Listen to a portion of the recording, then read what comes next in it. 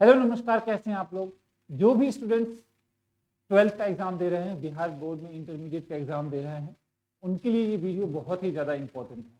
जो भी students Bihar board से, चाहे वो आर्ट्स से हो या कॉमर्स से हो, इकोनॉमिक्स का जो भी पेपर है आपका, चाहे वो 2024 का हो, 25 का जो भी पेपर हुआ है, वो हम लोग डिस्कस करने वाले हैं। ठीक है, आज तो हम लोग 2025 का पेपर डिस्कस करेंगे। तो आपके लिए ये जो एमसीक्यू जो सेट है, जो पेपर हुआ है 2025 का हो, 24 का हो, मॉडल टेस्ट पेपर है, तो बहुत सारे एमसीक्यू आप लोगों को करवाया जाएगा। ठीक है, तो आप लोग वीडियो को लास्ट तक देखेंगे, एक एक एमसीक्यू डिटेल के साथ करेंगे। और देखिए, एमसीक्यू करने से पहले आप लोगों को मैं बोलूंगा कि आप लोग एक यूट्यूब पे आईओसी सुपर 50 आप चैनल जो है सर्च कीजिएगा। वहां पे आपको आईओसी सुपर 50 ये मिल जाएगा, और वहां पे एक प्लेलिस्ट है। ये आपको प्लेलिस्ट में जाइएगा और ये देखिए लिखा हुआ है बीपीएससी पीजीटी इकोनॉमिक्स, लिखा हुआ है ये वाला बीपीएससी पीजीटी इकोनॉमिक्स। तो आप क्या करेंगे, इस वीडियो को, यहाँ पे जो 27 वीडियो है, 27 वीडियो है, इस 27 वीडियो को अगर आप देख लेते हैं, 27 वीडियो को आराम से, तो आपका माइक्रो का एमसीक्यू भी हो जाएगा, और इसके कुछ क्वेश्चन जो होंगे, लॉन्ग या शॉर्ट जो भी क्वेश्चन होंगे, लॉन्ग हो या शॉर्ट क्वेश्चन हो, जो भी होगा वो सब आपसे आपका जो है आराम से हो जाएगा। ठीक है, तो जो भी आप 12th का पेपर दे रहे हैं, अगर इंटरमीडिएट में हैं आप, तो इस वीडियो को देख लीजिएगा। माइक्रो इकोनॉमिक्स का पूरा इसमें है, और आपको लॉन्ग, एमसीक्यू, शॉर्ट सारे क्वेश्चन इसमें हो जाएंगे आप। ठीक है, तो आप इस वीडियो को जरूर देखें, जो भी इंटरमीडिएट का एग्जाम दे रहे हैं इकोनॉमिक्स का, उनके लिए। आइए आज हम लोग एक क्वेश्चन पेपर डिस्कस करते हैं, जो 2025 का जो प्रीवियस ईयर का क्वेश्चन पेपर है वो डिस्कस करेंगे डिटेल के साथ, एक एक एमसीक्यू करेंगे। और जो भी आपके दोस्त होंगे, प्लीज चैनल को जरूर शेयर कर दीजिएगा वीडियो को, और चैनल को सब्सक्राइब कर लीजिएगा, ताकि जितने भी एमसीक्यू मैं करवाऊंगा अभी से लेके इंटरमीडिएट एग्जाम तक, वो आप तक पहुंच सके। चलिए स्टार्ट करते हैं। आपका जो है पहला क्वेश्चन, देखिए ये आईकॉम का है। तो जो आर्ट्स वाले हैं, जो भी आईए वाले हैं, वो ये सोच रहे होंगे कि आईकॉम का क्यों करवाए। देखिए, इकोनॉमिक्स में चाहे वो आर्ट्स का हो या कॉमर्स का हो, डिफरेंस नहीं है। ये सिर्फ एक आपका भ्रम है कि दोनों में अंतर है, दोनों चीजें सेम होती है। ठीक है ना। आइए, पेपर बस थोड़ा सा अलग ले लिया जाता है बच्चों को बताने के लिए कि भाई हम अलग अलग पेपर ले रहे हैं, जबकि चीजें सेम है। चलिए, तो पहला क्वेश्चन हम डिस्कस करेंगे। आपको पता है कि क्या क्या, देखिए इसमें इंस्ट्रक्शन दिए हुए हैं, वो जब आप पेपर देंगे तो सबसे पहले ये पढ़ लेंगे इंस्ट्रक्शन क्या क्या है, ये सब दिया हुआ है। देखिए, ये क्वेश्चन पढ़ना है आपको, 15 मिनट पहले दिया जाएगा, 50-100 क्वेश्चन एमसीक्यू हैं, और ये तो आप पढ़ लीजिएगा। चलिए हम लोग क्वेश्चन करते हैं। पहले क्वेश्चन ध्यान से एक एक चीज करेंगे, थोड़ा डिटेल में करेंगे। ठीक है, और वीडियो को जरूर प्लीज जरूर शेयर कर दीजिएगा, और चैनल को जरूर सब्सक्राइब कर लीजिएगा।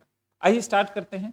सबसे पहला क्वेश्चन, और आप लोग, मुझे पूरी उम्मीद है कि ये क्वेश्चन एक पेन और नोटबुक लेके बैठेंगे और साथ साथ एमसीक्यू करते रहेंगे। ठीक है, आइए स्टार्ट करते हैं।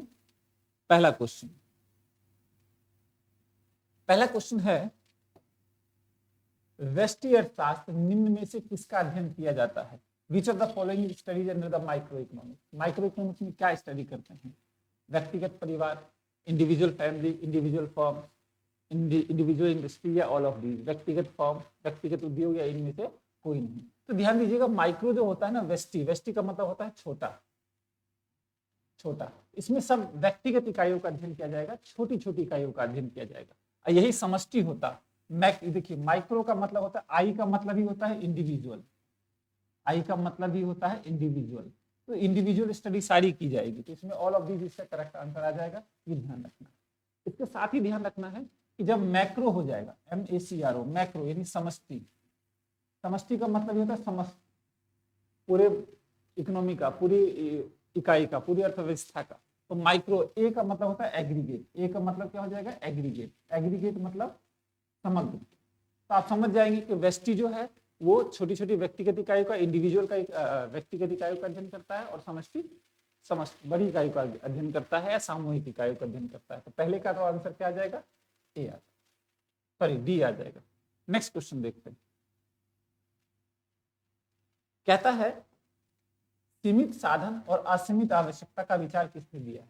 देखिए, अर्थव्यवस्था में सबके अलग अलग डेफिनेशन हैं। मार्शल जो है, मार्शल कल्याण की बात करते हैं, यानी मार्शल जो देखिए लिखा हुआ है, who gave the concept of limited resources unlimited human वो।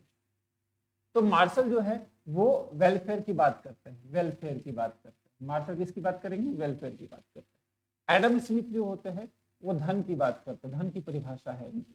रॉबिन्स की है दुर्लभता की, दुर्लभता। और ध्यान दीजिए स्कैरसिटी जो होता है, स्कैरसिटी या स्कैरसिटी बोलते हैं, वो limited resources unlimited human want से ही होता है। जब साधन सीमित हो और आवश्यकता असीमित हो तो दुर्लभता होती है, कमी होती है किसी चीज की। तो ये रॉबिन्स का दिया हुआ है, ठीक है ना, ध्यान दीजिएगा। इसका दिया हुआ है, रॉबिन्स का दिया हुआ है। मैं एक में ही टिक लगाऊंगा, आप देख लीजिए, ठीक है। सेकंड क्वेश्चन, सेकंड क्वेश्चन का आंसर क्या हो जाएगा? रॉबिन, ठीक है, रॉबिन। सैमुअल्सन का जो डेफिनेशन है ना, सैमुअल्सन, उनका विकास संबंधी डेफिनेशन है, डेवलपमेंट, डेवलपमेंट। ये ध्यान रखना है आपको, ठीक है ना। विकास संबंधी डेफिनेशन किसका है? सैमुअल्सन का है। कल्याण या वेलफेयर किसका है? तो मार्शल का है।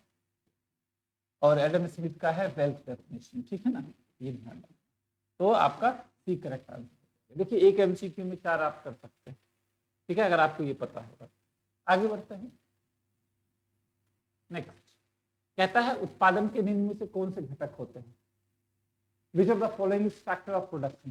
फैक्टर ऑफ प्रोडक्शन किसी चीज को बनाने के लिए क्या क्या चाहिए? श्रम चाहिए, भूमि चाहिए, पूंजी चाहिए, ये सब चाहिए। तो देखिए यहाँ पे लिखा हुआ है उत्पादन के निम्न में से कौन से घटक हैं। तो घटक में आ जाएगा भूमि, घटक में आ जाएगा श्रम, पूंजी आ जाएगा, यानी लैंड आ जाएगा, लेबर आ जाएगा, कैपिटल आ जाएगा, है ना, कैपिटल। तो इसका सब आंसर होगा उपयुक्त सभी। इसका करेक्ट आंसर क्या हो जाएगा? उपयुक्त सभी, ठीक है। आप लोग साथ साथ आंसर करते रहे, अच्छी प्रैक्टिस हो जाएगी। नेक्स्ट देखिए, इसमें देखिए इसका आंसर क्या हो जाएगा? All of. नेक्स्ट क्वेश्चन है, सबसे पहले माइक्रो, माइक्रो शब्द का प्रयोग करने वाला कौन था? देखिए माइक्रो का सबसे पहले, माइक्रो हो या मैक्रो हो, माइक्रो हो या मैक्रो हो, दोनों का सबसे पहले जो शब्द का प्रयोग था रैगनर फिंच ने किया था। The word micro firstly used by the Ragnar Finch, ध्यान दीजिए, ठीक है। और मैं आपको बता दूं माइक्रो वर्ड जो लिया गया है, माइक्रो हो या मैक्रो, ये दोनों वर्ड ग्रीक वर्ड से लिया गया है, ग्रीक वर्ड, ग्रीक शब्द से लिया गया है। जब भी आपको एमसीक्यू आगे आएगा तो ध्यान रखना है, माइक्रो और मैक्रो दोनों का पहली बार रैगनर फिंच ने 1933 में 1933 में बताया था कि माइक्रो और मैक्रो दो होते हैं इकोनॉमिक्स में, ठीक है। दो तरह से हम स्टडी कर सकते हैं इकोनॉमिक्स की। तो रैगनर फिंच ने माइक्रो मैक्रो की बात की थी, कौन से शब्द में आया था? ग्रीक भाषा से आया, ठीक है। तो इसका आंसर क्या आ जाएगा? Ragnar Finch. आगे बढ़ते हैं। नेक्स्ट है माइक्रो, जिसका अर्थ होता है छोटा। देख रहे हैं माइक्रो का वर्ड होता है स्मॉल। निम्न में से कौन सा शब्द है, कहां से लिया गया है? तो आप मैंने बताया था ग्रीक वर्ड से लिया गया, अभी जस्ट बताया था। Micro which of the following small, small micro हो या मैक्रो हो, ग्रीक वर्ड से आया है। और रैगनर फिंच ने माइक्रो इसको फर्स्ट टाइम यूज किया था। और माइक्रो का मतलब होता है इंडिविजुअल, स्मॉल, यूनिट के बारे में स्टडी करेंगे। और मैक्रो का मतलब होता है लार्ज, समष्टि का एक अध्ययन करेंगे, ठीक है। इसका करेक्ट आंसर जो हो जाएगा वो बी हो जाएगा। आगे बढ़ते हैं। नेक्स्ट है निम्नलिखित अर्थशास्त्री में से कौन सा कल्याणवादी अर्थ नहीं है? देखिए कल्याणवादी मैंने बताया था मार्शल। तो देखिए कल्याण लिखा हुआ है, which of the following is not welfare economics. Welfare economics में आते कौन कौन से हैं? देखिए वेलफेयर में इकोनॉमिक्स में आते हैं मार्शल, कल्याण में मार्शल आते हैं, पीगू आते हैं और कैनन आता है, कैनन। तो ये तीनों कल्याणकारी विचारधारा के लोग, ठीक है ना। तो इसमें देखिए कह रहा है कौन सा नहीं है, इस शब्द को विशेष ध्यान दीजिएगा, कौन सा नहीं है? तो कैनन है, पीगू है, मार्शल है, जेबी से नहीं है। जेबी से इसका क्या आ जाएगा? Correct answer. यानी आपको ये पता होना चाहिए कि मार्शल ने 3 परिभाषा दी है। वो जो मैंने प्लेलिस्ट बताया था उसमें सारी चीजें मैंने डिस्कस की हुई है, इसलिए मैंने बोला है उस प्लेलिस्ट को ध्यान से पढ़ लीजिएगा। 27 वीडियो है, अगर आप उस 27 वीडियो को कर लेते हैं, मैं गारंटी बता रहा हूँ आपको, आप उसमें से करीब 70 नंबर का आप आराम से कर सकते हैं। 70 मार्क्स आपको आराम से आ सकते हैं, क्योंकि 50 MCQ है माइक्रो का, उसमें 50 MCQ कर लीजिएगा, फिर उसके जो क्वेश्चन हैं वो भी कर सकते हैं, ठीक है ना।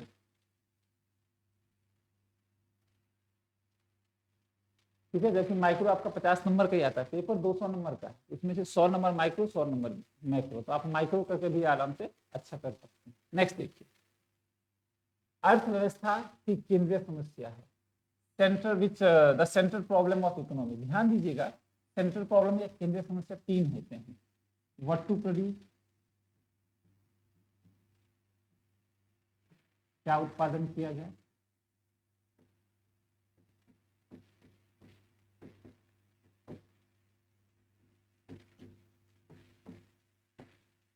हाउ टू प्रोड्यूस, कैसे उत्पादन किया जाए, और किसके लिए उत्पादन किया जाए, फॉर हुम टू प्रोड्यूस। थोड़ा सा हिंदी इंग्लिश देख लीजिएगा, फॉर हुम टू प्रोड्यूस। ये 3 केंद्रीय समस्या। अब कह रहा है अर्थव्यवस्था की केंद्रीय समस्या है क्या उत्पादन किया जाए, कैसे उत्पादन किया जाए, उत्पादित का वितरण कैसे, वितरण मतलब किसके लिए। इसका करेक्ट आंसर जो होगा वो डी हो जाएगा। ठीक है ना, करेक्ट आंसर क्या हो जाएगा इसका, डी हो जाएगा। नेक्स्ट क्वेश्चन देखिए, पूरी कोशिश करेंगे कि 100 क्वेश्चन आपको डिस्कस कर दें आज। किस अर्थव्यवस्था में निजी और सार्वजनिक क्षेत्र का सह अस्तित्व होता है। देखिए, अर्थव्यवस्था विच इकोनॉमी हैज द को existence of private and public sector. ठीक है ना, अब मैं यहीं पे क्लियर कर देता हूँ। कैपिटलिस्ट इकोनॉमी में जो होता है पूंजीवादी अर्थव्यवस्था, देख लीजिएगा, उसमें प्राइवेट निजी अधिकार होता है। सोशलिस्ट जो इकोनॉमी होती है उसमें गवर्नमेंट का ओनरशिप होता है, गवर्नमेंट का, सरकार का। और मिक्स्ड इकोनॉमी जो होती है प्राइवेट और गवर्नमेंट दोनों होती है, प्राइवेट प्लस गवर्नमेंट दोनों होती है। अब मुझे बताएंगे, आप खुद बता सकते हैं कि किस अर्थव्यवस्था में निजी और सार्वजनिक दोनों का अधिकार होता है। तो आपको पता है मिक्स्ड इकोनॉमी इसका करेक्ट आंसर आ जाएगा, मिक्स्ड इकोनॉमी करेक्ट आंसर आ जाएगा। नेक्स्ट देखिए, वीडियो को जरूर शेयर कीजिएगा ताकि मैक्सिमम बच्चों तक ये वीडियो पहुंच पाए। ठीक है, आइए आगे देखते हैं। किस अर्थव्यवस्था में कीमत तंत्र के आधार पर निर्णय लिया जाता है। In which economy decision are taken on the basis of price mechanism. देखिए, पैसे की बात तो है प्राइवेट सेक्टर ही करता है, सरकारी में कभी भी जाइएगा तो उसमें पैसा आपको ना फीस लगता है ना गवर्नमेंट फ्री देती है। तो प्राइवेट जब भी बात करेगा, कीमत की बात करेगा, तो वो कैपिटलिस्ट इकोनॉमी में होगा। ध्यान रखिएगा, पूंजीवादी अर्थव्यवस्था में जहाँ पे निजी स्वामित्व होता है वहाँ पे प्राइस मैकेनिज्म, कीमत तंत्र के द्वारा। अब मान लीजिए डिमांड ज्यादा है तो प्राइस बढ़ा दिया, तो अलग अलग है। कीमत तंत्र जब भी आएगा तो पूंजीवाद में ही आएगा। नेक्स्ट आगे देखते हैं।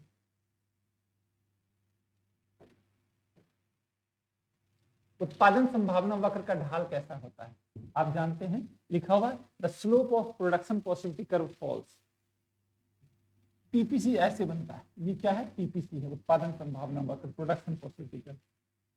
तो प्रोडक्शन पॉसिबिलिटी कर्व कॉनकेव होता है, ध्यान दीजिएगा, कनकेव होता है, कनकेव नतोदर होता है। ठीक है, और ये कहां से कहां आता है, तो ऊपर से नीचे की तरफ आता है। कहां से आएगा, बाएं से दाएं। कहां से आएगा, लेफ्ट टू राइट, इस तरह से आता है, लेफ्ट से राइट की तरफ आता है। तो बाएं से दाएं हो जाएगा, क्या हो जाएगा, बाएं से दाएं। इसका करेक्ट आंसर होगा फ्रॉम लेफ्ट टू राइट। आगे बढ़ते हैं। उपभोक्ता व्यवहार का अध्ययन किया जाता है, उपभोक्ता व्यवहार का अध्ययन किया जाता है। Consumer behaviour is study in. Consumer के बारे में जब भी बात करेगा, उपभोक्ता के बारे में बात करेगा, उपभोक्ता का अध्ययन माइक्रो में आता है, मैक्रो में नहीं।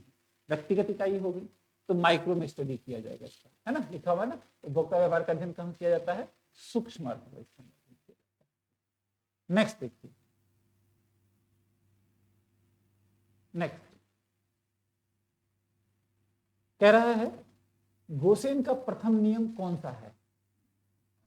देखिए, गोसेन के 2 नियम है, सीमांत व्यवता हासमान नियम पहला नियम है और ये दूसरा नियम है।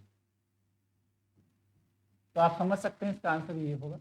अब आप आइए इसका इंग्लिश में देखते हैं। कह रहा है which of the first law of Gossen. तो ध्यान दीजिएगा, law of diminishing marginality first law है गोसेन का, फर्स्ट लॉ ऑफ गोसेन है ये। और law of equi marginal utility है, ये सेकेंड है। जब भी क्वेश्चन में सेकेंड पूछ देगा तो आप आराम से बता सकते हैं। इसलिए आपको क्या करना है, बिल्कुल डिटेल में एमसीक्यू करना है। जैसे मैं करवा रहा हूँ तो ध्यान रहेगा आपको, आप आराम से कर सकते हैं। और एक पेपर के साथ लिखते रहिएगा जो कि समझ में नहीं आ रहा, नोट पेपर नोटबुक में। नेक्स्ट कहता है बजट रेखा दर्शाती है, प्राइस लाइन इंडिकेट मूल्य अनुपात, आय अनुपात, लागत अनुपात, और इनमें से कोई नहीं। Price line indicate price ratio, income ratio, cost ratio और नन ऑफ दिस। तो इसका करेक्ट जो आंसर होगा वो प्राइस रेशियो होगा। इसका करेक्ट आंसर क्या हो जाएगा? करेक्ट आंसर जो होगा वो प्राइस रेशियो होगा, क्योंकि बजट लाइन का फॉर्मूला होता है, बजट लाइन का जो फॉर्मूला होता है, बजट लाइन ये फॉर्मूला होता है delta P F upon delta P Y. मतलब प्राइस में चेंज और क्वांटिटी, प्राइस एक्स की प्राइस में चेंज, वाई की प्राइस में चेंज, इन्हीं दो वस्तु की कीमत में जो अनुपात होता है उसको दर्शाता है। तो ध्यान रखना है इसको, ठीक है। तो इसका करेक्ट आंसर क्या हो जाएगा? ए हो जाएगा, ठीक है, ए करेक्ट आंसर हो जाएगा। नेक्स्ट, उदासीन वक्र का ढाल कैसा होता है? उदासीन वक्र को देखो, देखिए इंग्लिश में लिखा हुआ है, from which of the following is slope of indifference curve. Indifference curve या उदासीन वक्र जो होता है वो इस तरह से होता है, इस तरह से। ये कन्वेक्स होता है, उन्नतोदय होता है, कन्वेक्स होता है, ठीक है ना, कन्वेक्स होता है। तो ढाल कैसा होता है? हाँ, नहीं लिखा हुआ विच of the following is slope of indifference curve is measured. तो ये मापा जाता है एमआरटी से, marginal rate of substitution, MRS sorry, marginal rate of substitution. मैं आपको एक चीज इस पहले वाले पेज में बता देता हूँ, एक मिनट रुकिएगा। आपने जब पीपीसी किया था तो पीपीसी का ढाल जो है हम एमओसी से मेजर करते हैं। एमओसी, एमओसी मतलब मार्जिनल अपॉर्चुनिटी कॉस्ट या अपॉर्चुनिटी कॉस्ट भी लिखा सकता है, मार्जिनल अपॉर्चुनिटी कॉस्ट, सीमांत अवसर लागत, अवसर लागत। तो ध्यान दीजिएगा, पीपीसी का जो ढाल मापता है सीमांत अवसर लागत, और आईसी का जो ढाल मापेगा वो हमारा एमआरएस, सीमांत प्रतिस्थापन दर, सीमांत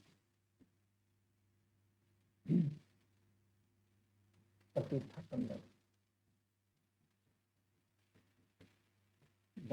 और जब देखिए यहाँ पे कम हो रहा है, सीमांत प्रतिस्थापन दर कम हो जाएगा और पीपीसी में बढ़ेगा। तो सीमांत प्रतिस्थापन दर कम होने की वजह से, मार्जिनल रेट ऑफ सब्स्टिट्यूशन की वजह से, इंक्रीजिंग मार्जिनल रेट ऑफ, ठीक है ना। तो इसका करेक्ट जवाब सीमांत प्रतिस्थापन दर, इसका करेक्ट आंसर जो हो जाएगा which of the following is slope of indifference curve is measured, तो marginal rate of substitution MRS, ठीक है। आगे बढ़ते हैं, नेक्स्ट क्वेश्चन है, वस्तु की हर अगली इकाई का प्रयोग में सीमांत उपयोगिता। देखिए, consumption of every additional unit, marginality, जब भी हम किसी चीज का ज्यादा प्रयोग करते हैं, यूज करते हैं, तो हमारी सीमांत उपयोगिता कम होती है, मार्जिनलिटी कम होती है। वैसे भी सोचिए, एक गिलास पानी पी रहे हैं, पहला गिलास आपको ज्यादा सेटिस्फाई करेगा, दूसरा और कम सेटिस्फाई करेगा, तीसरा और पेट भरेगा। जब हम खाना स्टार्ट करते हैं तो तेजी से स्टार्ट करते हैं, स्टार्टिंग में हमें ज्यादा सेटिस्फेक्शन मिलती है, तो धीरे धीरे वो कम सेटिस्फाई करता है, क्योंकि हम उससे संतुष्ट होते जाते हैं।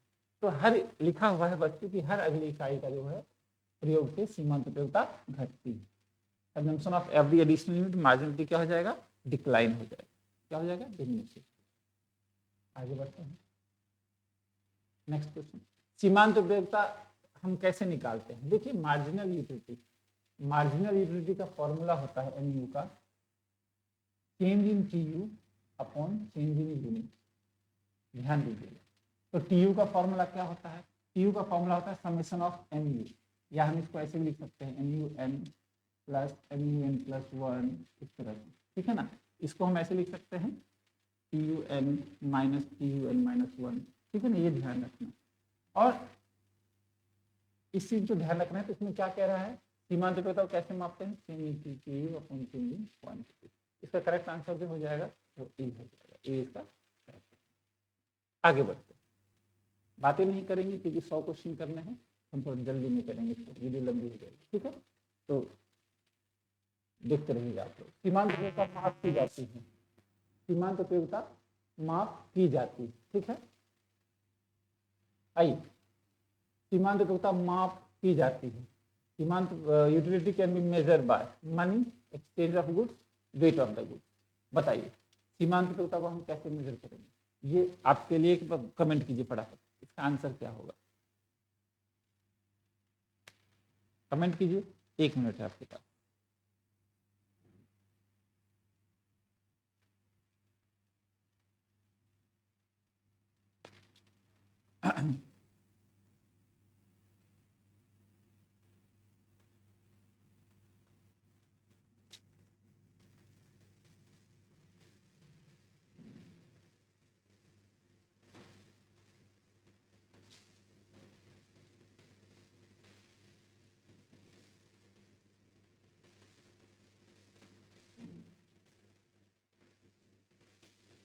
सीमांत उपयोगिता को हम मापते हैं नहीं।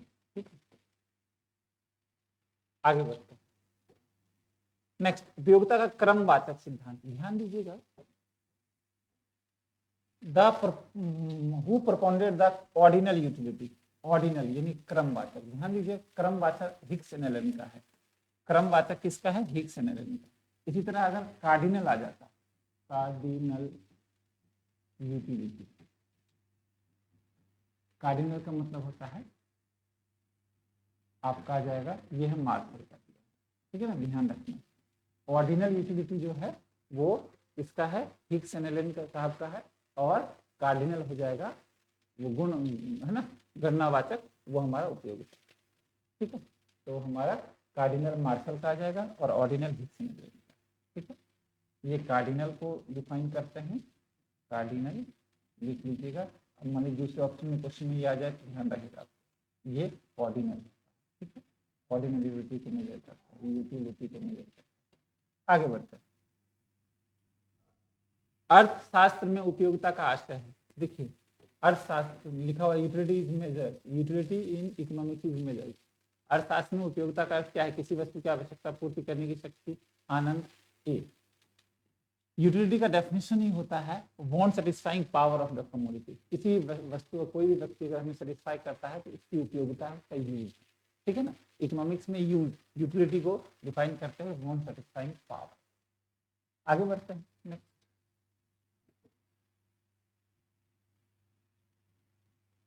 कुल उपयोगिता, ध्यान दीजिएगा, कुल उपयोगिता जब स्थिर होती है तब सीमांत उपयोगिता होती है, शून्य, धनात्मक, ऋणात्मक, ऋणात्मक।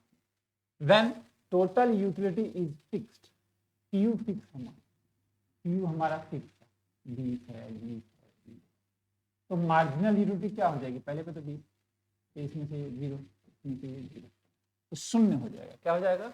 0 हो जाएगा। ठीक है, 0 हो जाएगा। क्या हो जाएगा? 0 हो जाएगा। ध्यान दें, तो ये सब वीडियो आप देखेंगे प्लेलिस्ट में, आपको सारी चीजें पता चल जाएगी कैसे है, क्योंकि 100 क्वेश्चंस करने हैं तो थोड़ा जल्दी करेंगे हम लोग। आगे बढ़ते हैं, मांग वक्र का सामान्य ढाल, डिमांड कर्व कैसा होता है? डिमांड कर्व ऐसे होता है, सप्लाई कर्व ऐसे। तो डिमांड कर्व का मांग वक्र ढलान कैसे होगा? ऊपर से नीचे, बाएं से दाएं, नीचे की ओर, बाएं से दाएं नीचे की ओर, बाएं से दाएं ऊपर की ओर, नहीं बाएं से दाएं नीचे की ओर, तब भी करेक्ट आंसर होगा। लिखा हुआ है demand curve generally slope downward from left to right, ठीक है ना, downward from left to right. और सप्लाई कर्व का स्लोप कैसे होगा? लेफ्ट से ऊपर की तरफ। ये अगर ऑप्शन होता तो ये सप्लाई कर्व का होता, ऊपर से नीचे आ रहा है तो ये डाउनवर्ड डिमांड कर्व हो जाए। ठीक है, आगे बढ़ते, चैनल को जरूर सब्सक्राइब कर दीजिएगा और अपने दोस्तों में शेयर कर दीजिएगा। पेपर से पहले आपका IOC सुपर 50 कम से कम 10 लाख परिवार होना चाहिए, फैमिली होनी चाहिए। ये 5000 के करीब है, तो पूरी कोशिश आप लोग चाहेंगे तो ये हमारा परिवार जो है वो 10,000 का भी हो सकता है जनवरी में। आइए आगे बढ़ते हैं, मांग में कमी में निम्नलिखित में से कौन से कारक? अब ध्यान दीजिएगा, which of the following is reason for fall in demand? Fall in demand छोड़िए, ये समझिए change in demand, change in demand. Change in demand जो होता है वो होता है due to other factor, other factor, कीमत को छोड़ के अदर फैक्टर, कीमत को छोड़ के, प्राइस है ना, प्राइस इसमें कांस्टेंट रहता है समान। ठीक है, अब देखिए चेंज दोनों हो सकता है, बढ़ भी सकता है, कम भी हो सकता है, तो कीमत नहीं, कीमत के कारण तो होगा ही नहीं, कीमत स्थिर रखनी है। बाकी सभी कारण देखिए लिखा हुआ, आय में कमी हो गया, आय में कमी से भी मांग कम हो जाएगा, बिल्कुल ठीक है। क्रेताओं की संख्या में कमी से भी मांग ठीक हो जाएगा, उपभोक्ता की रुचि में कमी, ये भी ठीक है। इसका आंसर इसमें से सभी आ जाएगा। कहता है फॉल इन डिमांड, डिमांड लिखा हुआ है ड्यू टू अदर फैक्टर, ठीक है ना, अदर फैक्टर। एक मिनट रुकिए, एक मिनट,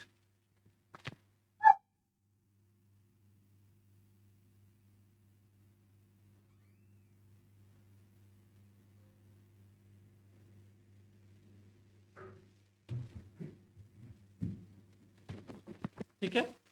आइए नेक्स्ट जो है तो क्या हो जाएगा इसका करेक्ट आंसर? इसका करेक्ट आंसर जो हो जाएगा वो हमारा हो जाएगा ऑल ऑफ दीज, ठीक है ना, ऑल ऑफ दीज, क्योंकि लिखा हुआ है ड्यू टू अदर, है ना, due to other factor. Next देखिए आई, एक मिनट, नेक्स्ट है आपका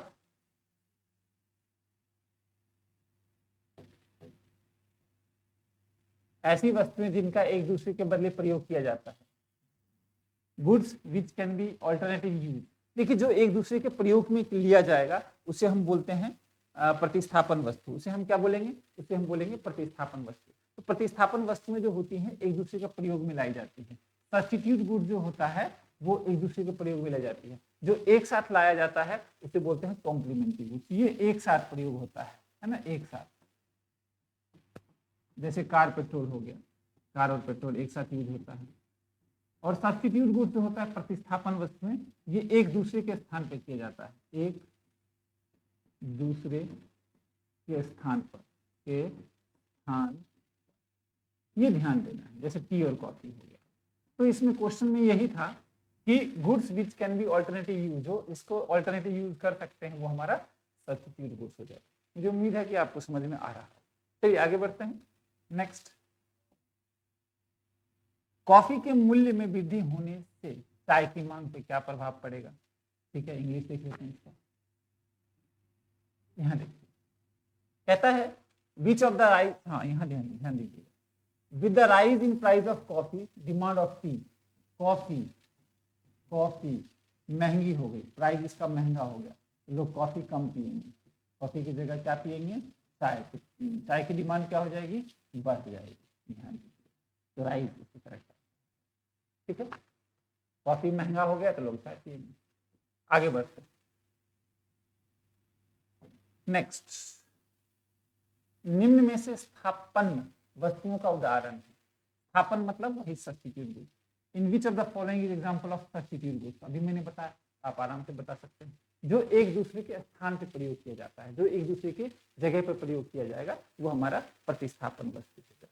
तो टी और शुगर बिल्कुल नहीं, शूज एंड सॉक्स बिल्कुल नहीं, टी एंड कॉफी का करेक्ट। आगे बढ़ते हैं।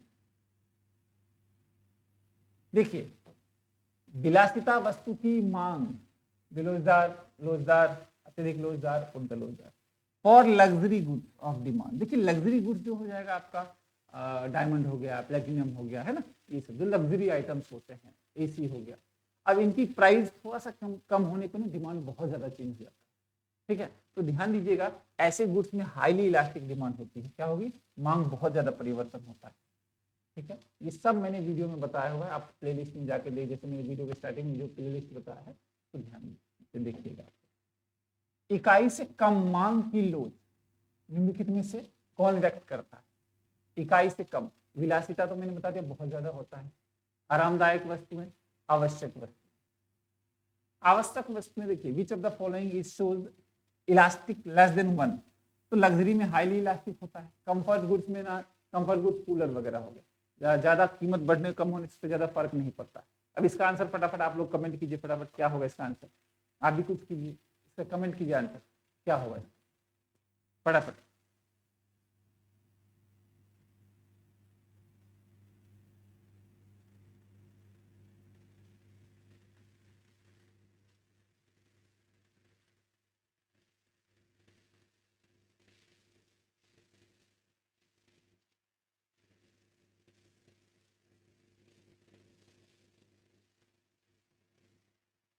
फटाफट बताइए क्या होगा इसका आंसर। चलिए, ऐसे तो मैंने वीडियो स्टार्टिंग ही बता दिया, नेक्स्ट होगा। चलिए आगे बढ़ते हैं। नेक्स्ट क्वेश्चन, मांग की लोच मापने के प्रतिशत या अनुपातिक प्रतिशत का प्रतिपादन किसने किया था? फ्लक्स ने किया था, ठीक है ना, ध्यान दीजिएगा। Who propounded the percentage or proportion method of measuring elasticity of demand? तो ये फ्लक्स का दिया, ठीक है ना, किसका दिया हुआ है, फ्लक्स का दिया हुआ। चलिए 29वां क्वेश्चन आप लोग करेंगे, फटाफट कीजिए।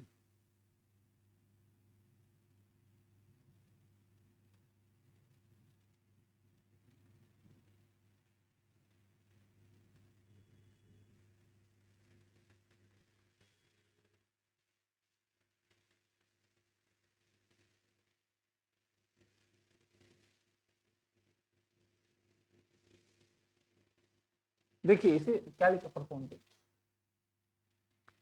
मैं आपको थोड़ा सा इसमें बता देता हूँ, ये फ्लक्स मेथड ही बोलते हैं।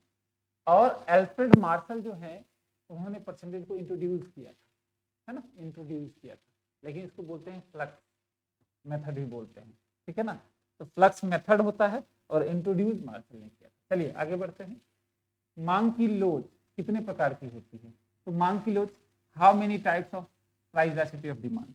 तो प्राइस इलास्टिसिटी ऑफ डिमांड बताया था मैंने वीडियो में, देख लीजिएगा, 5 होते हैं।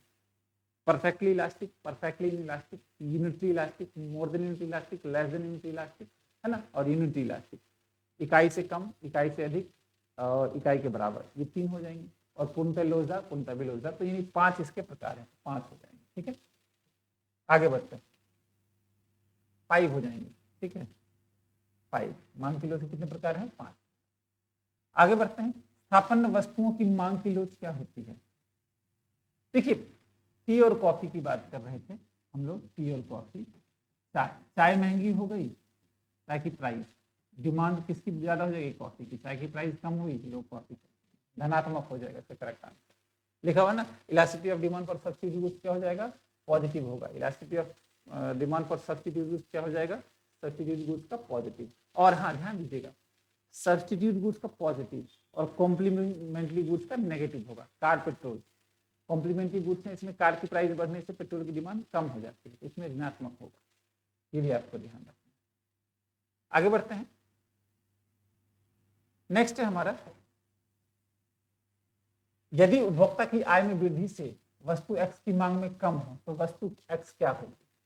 आय बढ़ गई, हमारी इनकम लिखा हुआ है, if the increase in income of the consumer demand for commodity X is falls, commodity X will be क्या होगी? सॉरी, कहता है if the increase in income of the consumer reduce the demand, आपकी income बढ़ी और demand कम हो रहे हैं तो आप समझ लीजिए वो घटिया वस्तु, gifting good, life saving good नहीं, नेसेसरी गुड, गिफ्टिंग गुड, ठीक है ना।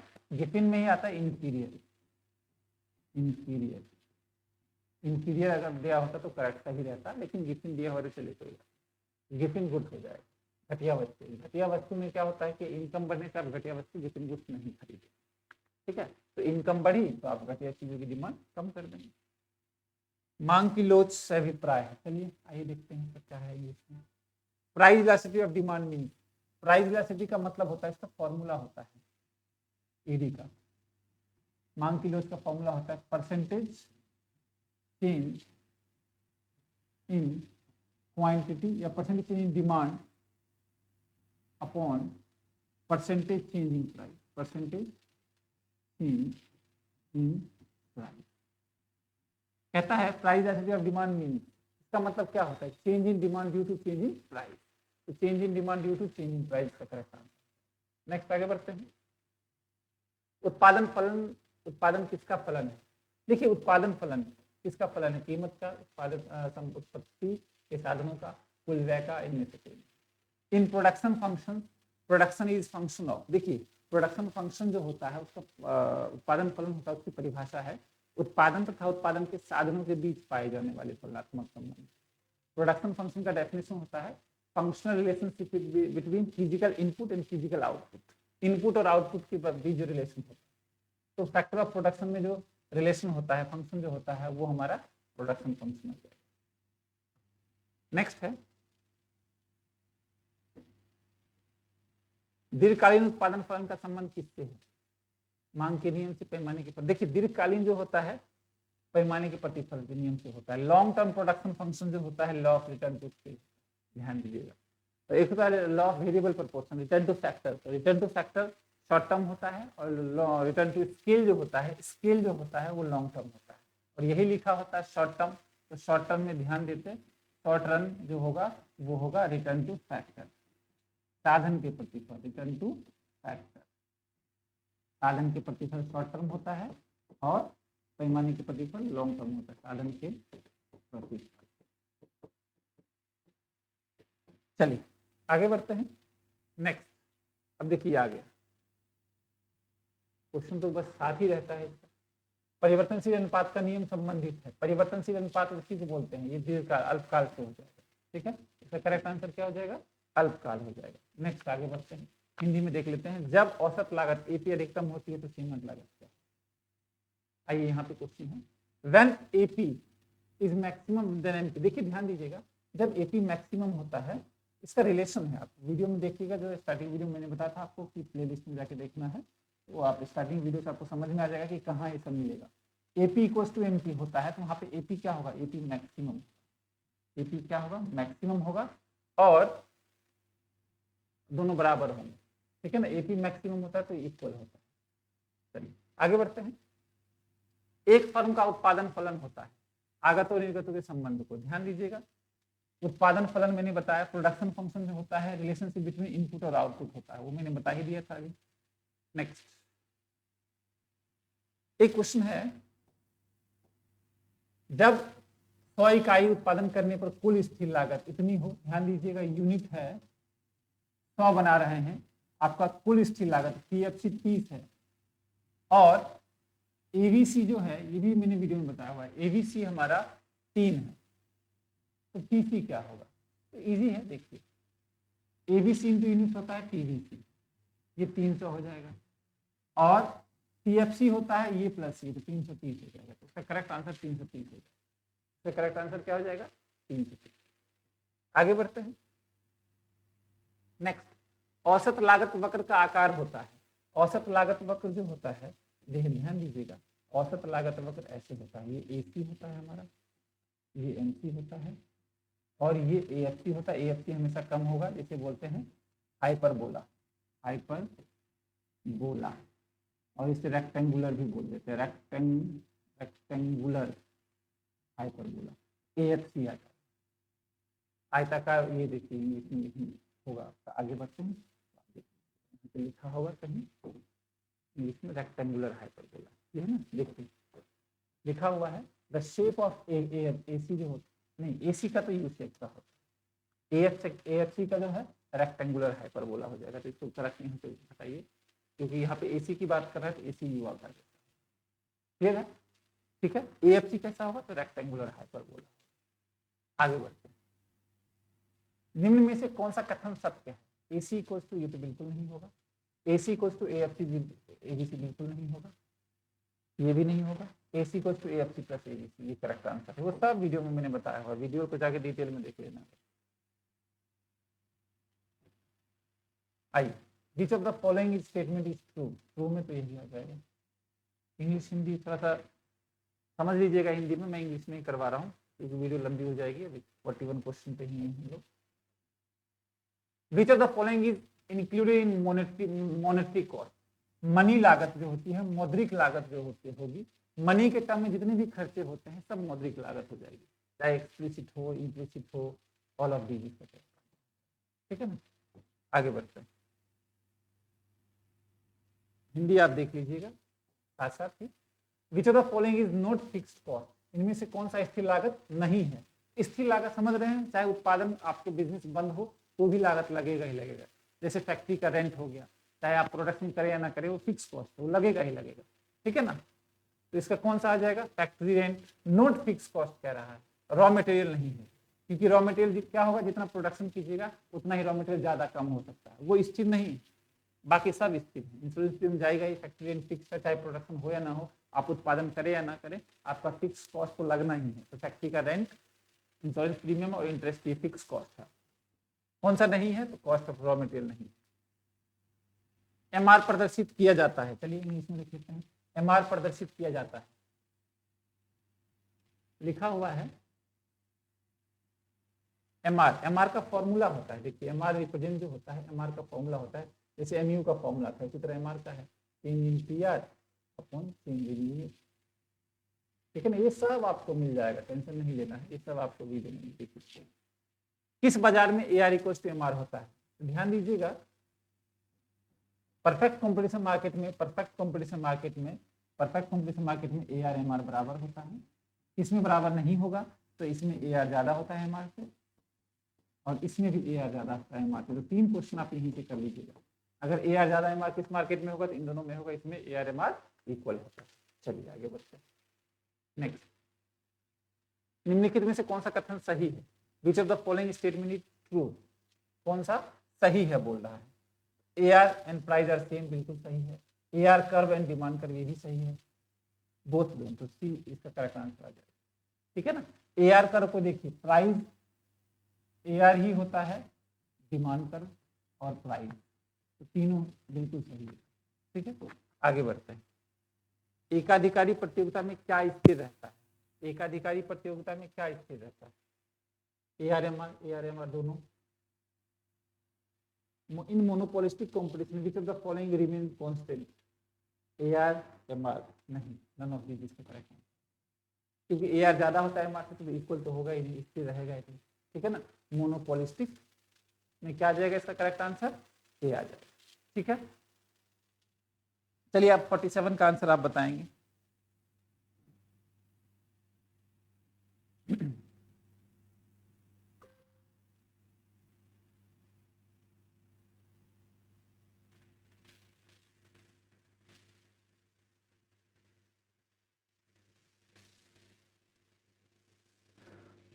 आगे बढ़ते हैं, चलिए नेक्स्ट। अब फॉर्म्स इक्विलिब्रियम, फॉर्म कहाँ इक्विलिब्रियम होता है? जहां पे एमआरएमसी बराबर हो, जहां पे एमआरएमसी बराबर हो, वो क्या हो जाएगा? फॉर्म हमारा इक्विलिब्रियम हो जाएगा। फॉर्म क्या हो जाएगा? इक्विलिब्रियम हो जाएगा, संतुलन हो जाएगा। नेक्स्ट देखिए, उत्पादन संतुलन की इंग्लिश में कौन सी रीतियां हैं? विच of the following method of producer equilibrium? तो प्रोड्यूसर इक्विलिब्रियम की कंडीशन होती है कि एमआर इक्वल्स टू एमआरएमसी मेथड होता है और टीआरटीसी मेथड होता है। तो इसका करेक्ट आंसर क्या हो जाएगा? सी इसका करेक्ट आंसर हो जाएगा। सी इसका क्या हो जाएगा? करेक्ट आंसर हो जाएगा। नेक्स्ट देखिए, नेक्स्ट है a firm produce in the state of loss. कब फर्म को लॉस होगा? आप इसका आंसर आप लोग फटाफट कमेंट कीजिए, इसका आंसर आप लोग कमेंट करिए, आप लोग भी कमेंट कीजिए, फिर मैं बताता हूं इसका एक्सप्लेनेशन। आप लोग भी साथ साथ क्वेश्चंस करते रहें।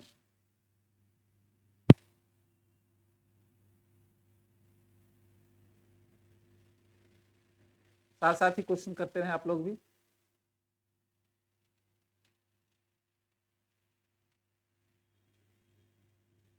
ध्यान दीजिएगा, कहता है कि कब आपको लॉस होगा। ध्यान, इंग्लिश में हिंदी में देख लेते हैं। कहता है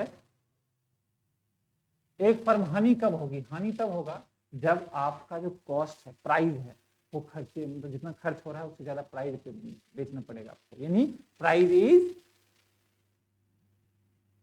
more than ABC. Price is more than ABC, कीमत ही महंगा हो रहा है, खर्चे से ज्यादा कीमत, मतलब आप ये कह सकते हैं कि कॉस्ट आपका ज्यादा लग रहा है प्राइस, है ना, तो price is more than ABC, तो आप फर्म लॉस में चला जाएगा। नेक्स्ट, पांचवा, वस्तु की पूर्ति के निर्धारक घटक। कौन कौन से फैक्टर हैं जो सप्लाई को इफेक्ट करते हैं? लिखा हो डिटरमाइनिंग फैक्टर्स ऑफ सप्लाई। तो सप्लाई को इफेक्ट कौन कौन से, मांग को कौन कौन से करते हैं? उपभोक्ता की आय, उपभोक्ता की रुचि, प्रतिस्थापन वस्तु की कीमत। लेकिन फैक्टर ऑफ सप्लाई हो जाएगा, प्राइस तो करेगा ही, प्राइस ऑफ फैक्टर हो जाएगा, प्राइस ऑफ रिलेटेड गुड्स होगा, तो ऑल ऑफ दीज इसका करेक्ट आंसर हो जाएगा। करेक्ट आंसर क्या हो जाएगा? All of these. नेक्स्ट 51। आइए अब हम लोग मैक्रो में चलते हैं, शायद माइक्रो का भी क्वेश्चन है, चलिए दो चार कर लेते हैं फिर हम करेंगे। विच type of relationship found between the quantity supply and price of the goods? देखिए, प्राइस और प्राइस बढ़ेगी सामान बिकेगा नहीं, सप्लाई ज्यादा होगी, प्राइस कम सप्लाई कम, यानी प्राइस और पूर्ति में, यानी प्राइस और सप्लाई में कैसा रिलेशन होता है? तो डायरेक्ट रिलेशन होता है। लेकिन यही ध्यान दीजिएगा, प्राइस बढ़ती है तो डिमांड क्या होता है? हमारा कम होता है। प्राइस कम होगी तो डिमांड क्या होगा? बढ़ेगा। वहां पे कैसा रिलेशन होगा? वहां पे इनवर्स रिलेशन होगा।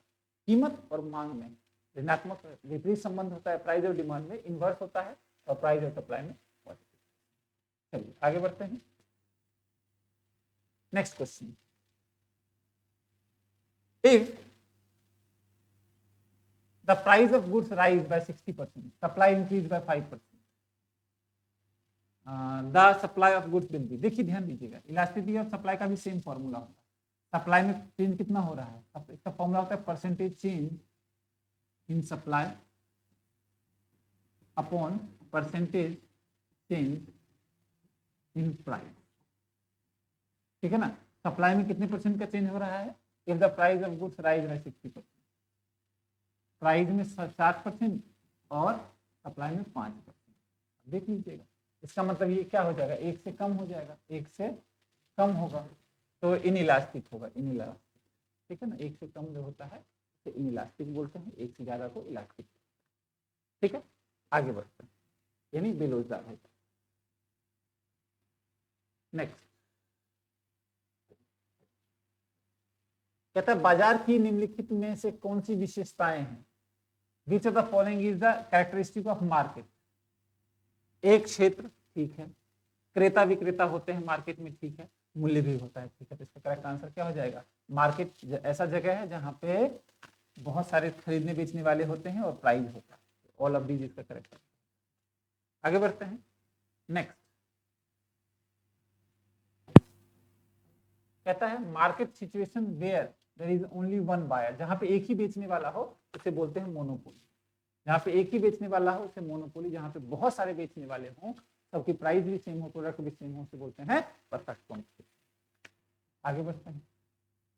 नेक्स्ट 55 क्वेश्चन देखिए, which one of the following is the feature of monopolistic competition. एकाधिकारी प्रतियोगिता, ये सब मैंने वीडियो में एक्सप्लेन किया हुआ है, ध्यान से 27 वीडियो देख लीजिएगा, आपका 70 नंबर तो फिक्स इकोनॉमिक्स में मिनिमम बता रहे हैं।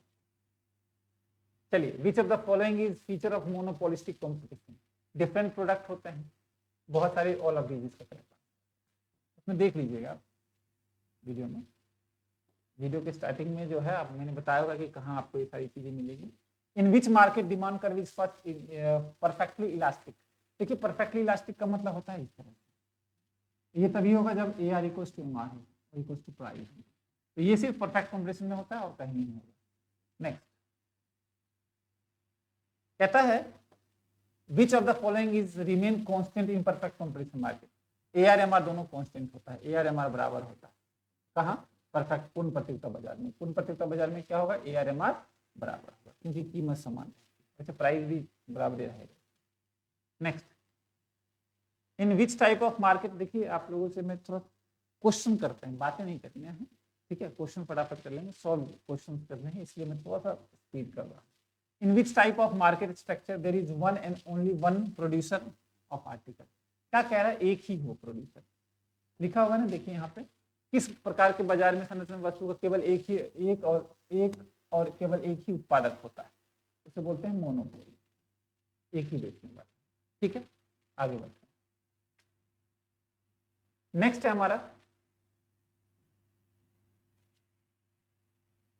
ध्यान दीजिए, कहता है what type of goods do all firms produce in perfect competition market. देखिए परफेक्ट कॉम्पिटिशन मार्केट जब पूर्ण प्रतियोगिता बाजार होगी, वहां पे वस्तुएं सबकी एक जैसी होती है, समरूप वस्तुएं हो जाएगी, क्या होगी, समरूप वस्तुएं होंगी, ठीक है। नेक्स्ट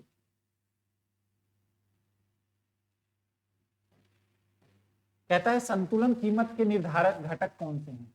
संतुलन कीमत, तो संतुलन कीमत जो होता है जहां पे मांग और पूर्ति बराबर होता है, संतुलन कीमत से जाएगा, तो मांग और पूर्ति एक रखें, सी इसका करेक्ट आंसर है, ठीक है। नेक्स्ट देखिए, इंग्लिश में देख लीजिए, which factor determine equilibrium. Equilibrium वही होता है जहां डिमांड सप्लाई बराबर, ठीक है। नेक्स्ट क्वेश्चन है किसी वस्तु की कीमत मांग और पूर्ति शक्तियों पर निर्धारित होती है, उसको क्या कहा जाता है। किसी वस्तु की मांग और कीमत शक्तियों की निर्धारित होती है, किसने कहा था। अब इसका आंसर आप लोग कमेंट कीजिए फटाफट, 1 मिनट है आपके पास, 1 मिनट आप लोग कमेंट कीजिए, इसका आंसर क्या होगा, ठीक है, फिर मैं आपको डिस्कस करूंगा।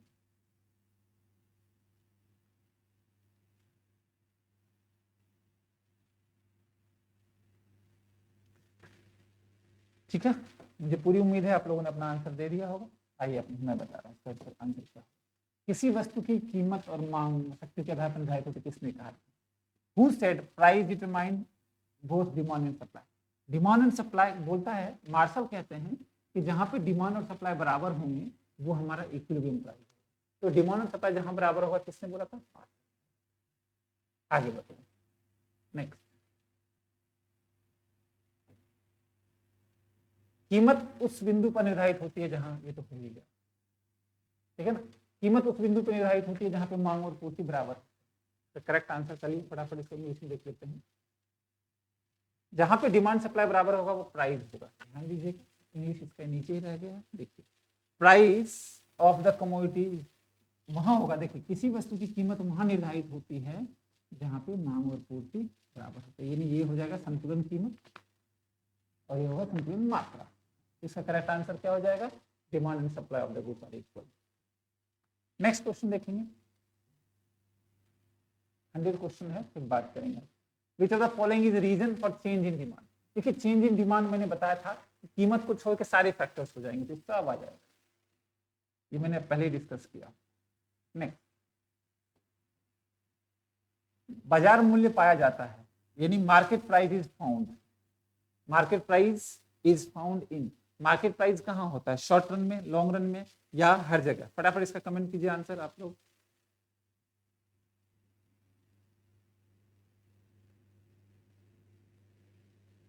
ठीक है ना, मार्केट जो है तो करेक्ट आंसर जो होगा शॉर्ट रन। चलिए आपको मैं 30 सेकंड ज्यादा नहीं दे सकता हूं क्योंकि वीडियो लंबी हो जाएगी। नेक्स्ट क्वेश्चन देखेंगे, in very short period supply will be, बहुत कम समय में सप्लाई क्या होती है? इनइलास्टिक होती है, इलास्टिक होती है। ज्यादा सप्लाई करते हैं, कम सप्लाई करते हैं, परफेक्टली इलास्टिक होती है, इलास्टिक। फटाफट बताइए इसका आंसर, 30 सेकंड आपके पास है, फटाफट इसका आंसर बताएंगे।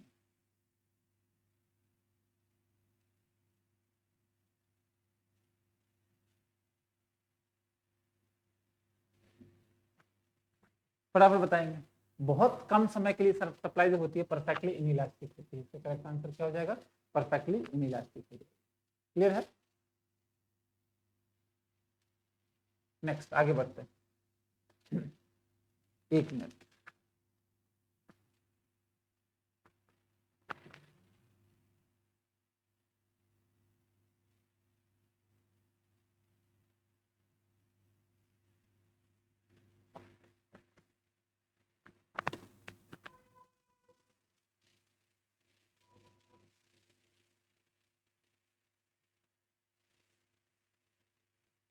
वीडियो थोड़ा सा वो हो गया है, 1 मिनट के बाद।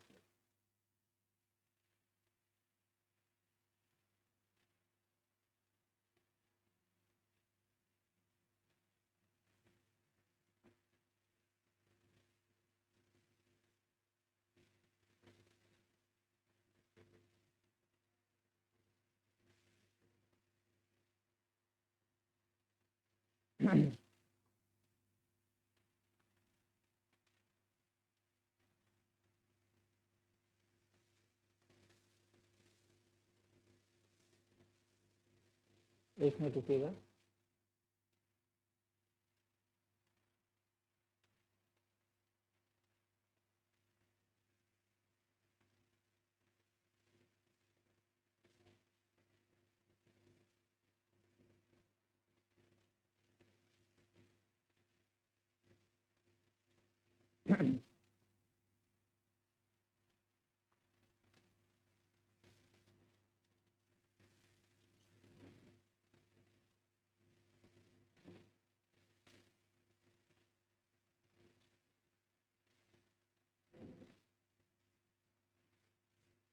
ठीक है, आइए।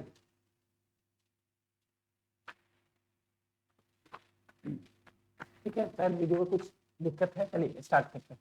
नेक्स्ट, ऐसे में कर लेते हैं, ठीक। चलिए नेक्स्ट देखिए, demand in state of excess, state of excess when quantity supply demand. Excess demand कब होगी? एक्सेस डिमांड तब होती है जब quantity supply, demand and supply equal, जब demand is higher than quantity, demand is higher than. Demand excess तब होगा जब हमारा डिमांड एंड सप्लाई इक्वल नहीं, डिमांड इज लेस देन नहीं, demand is higher than. C, जब हमारी डिमांड क्या होगी? ज्यादा होगी, किससे? सप्लाई से। एक मिनट वीडियो कैसे क्यों हो गया? क्लियर है इसका आंसर?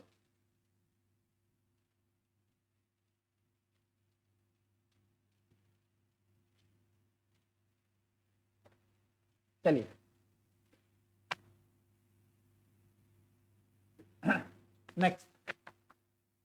नेक्स्ट है हमारा, which are the following component of factor pricing determination. Factor pricing determination कैसे डिटरमाइन होता है? तो ऑल ऑफ दीज इसका करेक्ट आंसर होगा। फैक्टर प्राइस तब होता है, समष्टि अर्थशास्त्र की निम्न में से कौन सी सीमाएं हैं? अब ध्यान दीजिएगा, which of the following is the limitation of macro economics. Macro economics जो होता है ग्रुप स्टडी करता है तो इंडिविजुअल स्टडी नहीं करेगा, ये इसका होगा, क्योंकि कह रहा है नोट लिमिटेशंस में क्या होगा, इंडिविजुअल स्टडी ये नहीं करता, कलेक्टिव इंफॉर्मेशन प्रोडक्ट करता है। ठीक है, इसका करेक्ट आंसर। चलिए 79 69 की बात करते हैं। Employment theory is related to, employment theory micro individual की स्टडी करेगा तो बिल्कुल नहीं होगा, स्टेट इकोनॉमिक्स और मैक्रो इकोनॉमिक्स। इसका करेक्ट आंसर क्या हो जाएगा, मैक्रो इकोनॉमिक्स हो जाएगा, क्योंकि पूरे रोजगार पूरी अर्थव्यवस्था की बात करते हैं तो पूरी इकोनॉमी में आएगा। ठीक है, नेक्स्ट देखिए, समष्टि अर्थशास्त्र अध्ययन करता है, समष्टि मतलब मैक्रो स्टडी, मैंने बताया था मैक्रो पूरी इकोनॉमी के बारे में स्टडी करता है, एग्रीगेट करता है, ठीक है, ग्रोथ करता है, फुल एम्प्लॉयमेंट। इसका करेक्ट आंसर जो हो जाएगा वो हमारा क्या हो जाएगा, बी होगा। लिखा हुआ समष्टि अर्थशास्त्र अध्ययन करता है सब उपरोक्त सभी। नेक्स्ट 30 क्वेश्चन है, फटाफट कर लेते हैं। स्टॉक के अंतर्गत निम्नलिखित में से कौन शामिल है, मुद्रा का मात्रा, धन, गोदाम में रखी हुई गेहूं की मात्रा, ये सब। तो ध्यान दीजिए, स्टॉक का मतलब होता है which of the following includes stock. एक होता है स्टॉक और एक होता है फ्लो, प्रवाह। स्टॉक वो होता है जो कभी भी मेजर कीजिए उतना ही रहेगा, प्रवाह चेंज होता रहता है। अर्थव्यवस्था में कितना वेल्थ है वो भी क्या है, स्टॉक है, क्योंकि जब पैसा प्रिंट होगा तब आगे आएगा, तो वेल्थ, क्वांटिटी है ना, ये सब जो है हमारे पास क्या है, स्टॉक आ जाएगा। तो इसका करेक्ट आंसर हो जाएगा डी। नेक्स्ट देखिए, कहता है which of the following is not subject matter of the macro economics. कौन सा मैक्रो इकोनॉमिक्स का पार्ट नहीं है, नेशनल इनकम, पूरे अर्थव्यवस्था का इनकम, ये माइक्रो का पार्ट है, क्योंकि लॉ ऑफ डिमांड हमने कहां पढ़ा था, माइक्रो में।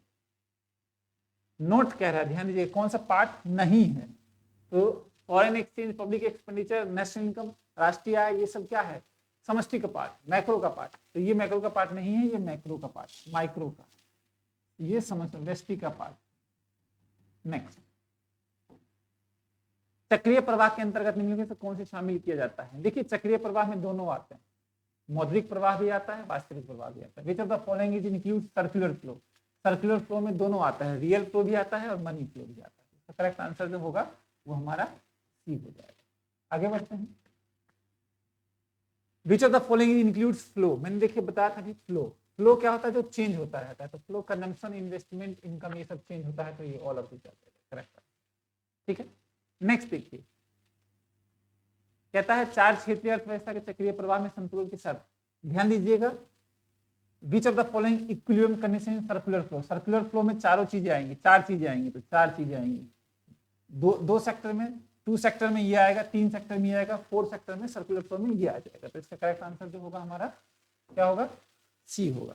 नेक्स्ट क्वेश्चन देखिए, net national income is factor cost. जो net national income factor cost जो होता है NNP/FC, उसको बोलते हैं नेशनल इनकम। NNP/FC जो बोलते हैं उसको बोलते हैं नेशनल इनकम। डोमेस्टिक इनकम फॉर्मूले में बोलते हैं NDP/FC। ठीक है ना, ध्यान दीजिए। Next 77 question, the market value of all final goods and services in economy over the year is called, GDP बोलते हैं, gross domestic. The market value of all final goods and services produced in an economy. In an economy, economy की बात करेंगे तो उसे GDP बोलेंगे, GDP, gross domestic income. Next 78 देखिए ध्यान से, which sector include the economy. Economy में कौन से, एक अर्थव्यवस्था में कौन सा क्षेत्र सम्मिलित होता है। तीनों क्षेत्र होता है, प्राथमिक क्षेत्र, द्वितीय क्षेत्र, तृतीय क्षेत्र। इसका करेक्ट आंसर जो होगा ऑल ऑफ दीज, तीनों सेक्टर होते हैं, प्राइमरी, सेकेंडरी और टर्शियरी सेक्टर होते हैं। Next, which of the includes in primary sector. प्राथमिक क्षेत्र में क्या आता है, जमीन से रिलेटेड जितनी भी चीजें होंगी प्राथमिक क्षेत्र में आएंगी। उद्योग और विनिर्माण, कोई चीज बनाते हैं वो सेकेंडरी सेक्टर में आएंगे, द्वितीय क्षेत्र में। और जितनी भी सेवाएं हैं, चाहे बैंक हो, इंश्योरेंस हो, ये सब तृतीय क्षेत्र में आएंगी। तो कह रहा है प्राइमरी सेक्टर में कौन सी चीजें इंक्लूड होगी, तो प्राइमरी सेक्टर में ये सारी चीजें इंक्लूड होगी, फॉरेस्ट, माइनिंग, लैंड। नेक्स्ट देखिए, अब जो द्वितीय का भी दिया हुआ है, which of the following is includes in secondary sector. Secondary sector में आएगा manufacturing. Which one of the following is included in secondary sector, तो मैन्युफैक्चरिंग आ जाएगा। ये सब तृतीय क्षेत्र, टर्शियरी सेक्टर है, ये सब टर्शियरी सेक्टर है। और ये हमारा जो हो जाएगा ये सेकेंडरी सेक्टर में, द्वितीय क्षेत्र में। नेक्स्ट क्वेश्चन है 81।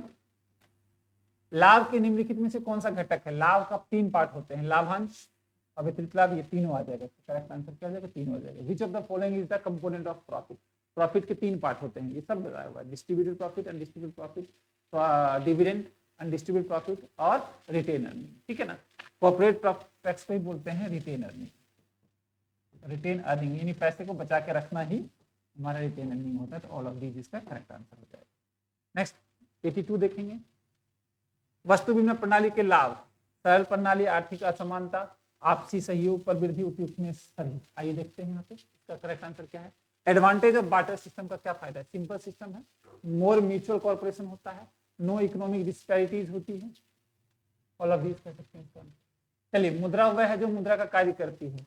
किसका कहा हुआ है? फटाफट 30 सेकंड आपको मैं देता हूं, इसका करेक्ट आंसर आप लोग बताएंगे। मुद्रा वह है जो मुद्रा का कार्य करती है, किसने बोला था?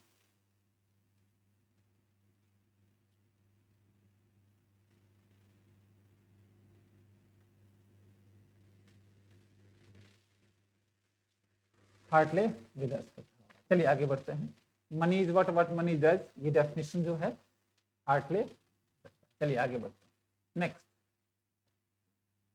The function of money. देखिए, मनी के 2 काम होते हैं और उसमें 2 के 2 अलग अलग काम होते हैं। तो फंक्शन ऑफ मनी जो है वो आएगा medium of exchange, measurement of value, store of value, ये ऑल ऑफ दीज। एक और पेमेंट है, एक और है इसका काम, standard of deferred payment, of deferred payment, ये भी चौथा काम है इसका। ठीक है, स्थगित भुगतान का आधार। तो इसका करेक्ट आंसर जो होगा वो 85 क्वेश्चन देखेंगे, 15 क्वेश्चन बचे हैं, फटाफट कर लेते हैं फिर बात करें। विच of the following is legal tender money? Legal tender money जो भी सरकार उसको मानती है कि ये पैसा है, उसे लीगल टेंडर मनी, कानूनी मनी बोलते हैं। क्रेडिट मनी दिया जाए, ठीक है ना? Legal tender money, circulated paper money जो होता है वो लीगल टेंडर मनी। नेक्स्ट, व्यापारिक बैंक में प्राथमिक कार्य। देखो, विच of the following function of primary function of commercial bank? तो कमर्शियल बैंक का जो मेन काम होता है वो है पैसा जमा करना और लोन देना। मेन काम क्या हो जाएगा उसका? पैसा जमा करना और लोन देना, पैसा जमा करना और लोन देना। ये भी है, नहीं 2 ही है, क्रेडिट क्रिएशन ये भी है। तो इसका करेक्ट आंसर जो होगा ऑल ऑफ दीज। साख गुणक, मनी मल्टीप्लायर, क्रेडिट मल्टीप्लायर का फॉर्मूला होता है 1/CRR या 1/LRR, 1/CRR या 1/LRR, 1/CRR या 1/LRR। ठीक है ना? आपने पढ़ा होगा एक साख नियंत्रण,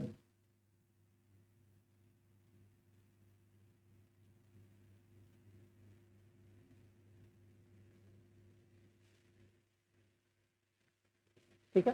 तो 1/CRR करेक्ट इसका आंसर हो जाएगा। नेक्स्ट बढ़ते हैं।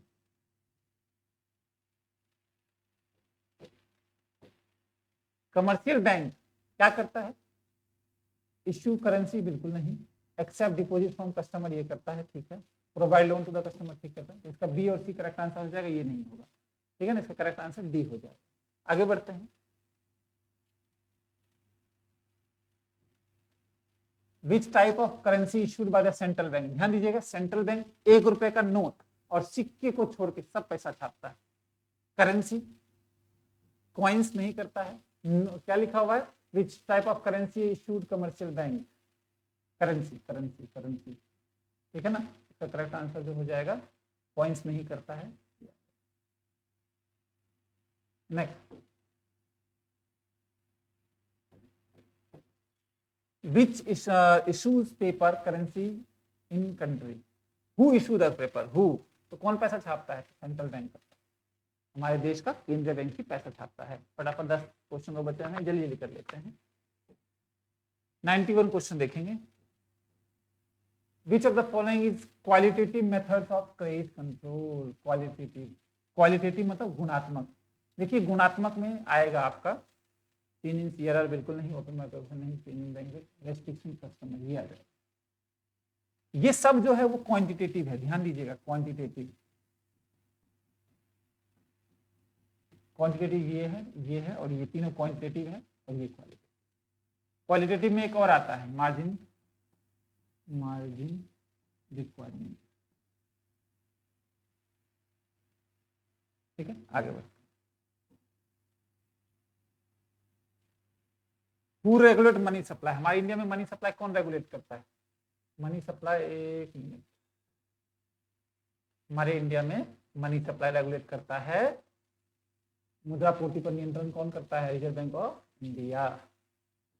आगे बढ़ते हैं। साख का विस्तार,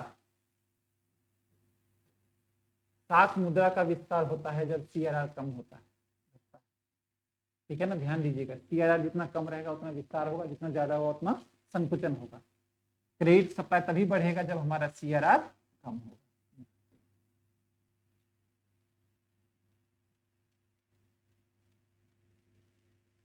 नरसिम्हा समिति का संबंध किससे है? नरसिम्हा समिति का संबंध किससे है? बैंकिंग से। नरसिम्हा समिति का संबंध किससे है? नरसिम्हा समिति, which in which Narasimha committee is related to. देखिए, with which Narasimha committee is related to. Narasimha committee किससे रिलेटेड है? तो नरसिम्हा कमिटी रिलेटेड है किससे? आपका बैंकिंग से। ध्यान दीजिएगा, बैंकिंग से रिलेटेड। ठीक है, आगे बढ़ते हैं। 95 1980 के कुल कितने बैंकों का राष्ट्रीयकरण किया गया? आइए देखिए, 1980 में 6 बैंकों को राष्ट्रीयकृत किया गया था और 1969 में 14 बैंकों को राष्ट्रीयकृत किया गया था। ध्यान दीजिए, 1980 में 6 और 1969 में 14। आगे बढ़ते हैं। महामंदी किस वर्ष आया था? 1929 में आया, है ना। ग्रेट डिप्रेशन जो था वो हमारा कब आया था? 1929 में। ठीक है ना, 1929 में ग्रेट डिप्रेशन आया था। एक the year of great divide भी बोला जाता है, जो आपने 11th में पढ़ा होगा। The year of great divide कब आया था? तो वो 1921 में आया था और ग्रेट डिप्रेशन जो था वो 1929 में आया था। इसका करेक्ट आंसर। आगे बढ़ते हैं।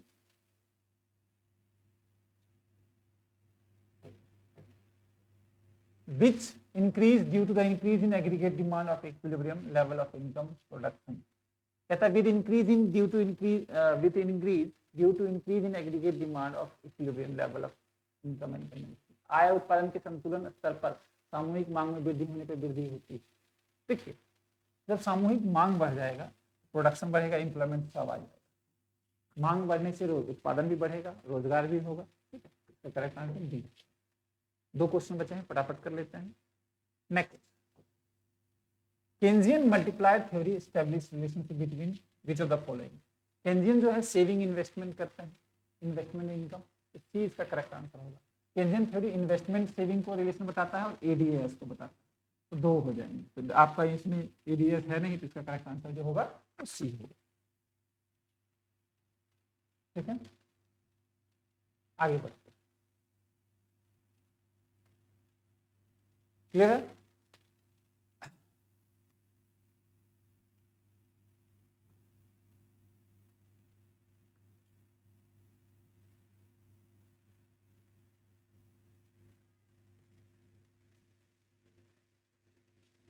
लास्ट क्वेश्चन है, which of the following is not revenue receive.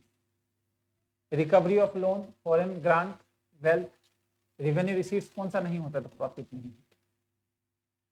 तो ये आपके 100 क्वेश्चन थे जो आपको मैंने आज डिस्कस किया। वीडियो लंबी हो गई, ठीक है, कोई बात नहीं, आप इस वीडियो को देख लीजिएगा। अब एक और हम लोग जो है अभी डिस्कस करेंगे 2024 का, 25 का एक और सेट है, फिर 24 का। तो 3-4 वीडियोज अभी लगातार आते रहेंगे। आप लोगों से रिक्वेस्ट है, आप लोगों को, मुझे उम्मीद है कि आप लोगों को वीडियो अगर अच्छी लगी होगी तो शेयर जरूर कर दीजिएगा अपने जो भी इंटरमीडिएट में स्टूडेंट्स हैं। ठीक है, और कमेंट जरूर कीजिएगा आपको वीडियो कैसा लगा, और कोई डाउट होगा तो आप लोग हमें कमेंट करके पूछ सकते हैं। ठीक है, प्लीज़ चैनल को जरूर सब्सक्राइब कर दीजिएगा। और जनवरी तक हम लोगों का 10,000 का परिवार करने का टारगेट है कि आप लोग अगर चाहेंगे तो हमारा IOTC प्रोसेस 10,000 का फैमिली हो जाए। ठीक है, चलिए, थैंक यू।